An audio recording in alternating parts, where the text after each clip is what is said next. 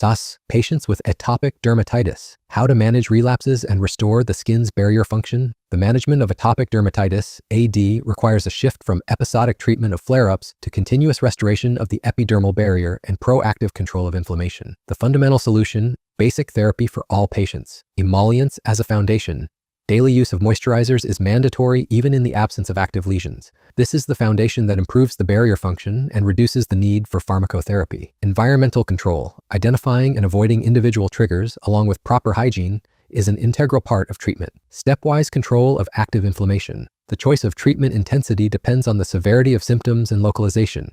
Topical corticosteroids, TCS, and calcineurin inhibitors, TCI. Mild course, reactive use only during flare-ups. Moderate and severe cases transition to proactive therapy with intermittent application of the medication to at-risk areas twice a week to prolong remission. Preventive measures in at-risk groups. Early intervention in infants. The use of emollients from the first weeks of life in children with a genetic predisposition may reduce the incidence of AD during the first year. Limitations. Data on the complete prevention of AD beyond early childhood remain inconclusive. Emollients may only delay the onset of the disease. What changes can be made in practice starting tomorrow? Prescribe emollients as a permanent therapeutic measure for skin treatment, not as a cosmetic adjunct, regardless of the disease stage. Recommend a proactive regimen of TIC or TCS twice a week for patients with frequent relapses to prevent the development of acute inflammation. Explain to patients that emollients have a safe profile and are the primary tool for reducing the overall steroid burden. Emollients play a critical role at all stages of AD management by restoring the epidermal barrier and directly influencing the frequency of flare-ups. To achieve a lasting result, it is necessary to combine continuous skin hydration with tailored anti-inflammatory therapy using TCS/TIC, taking into account the patient's age and the severity of their condition.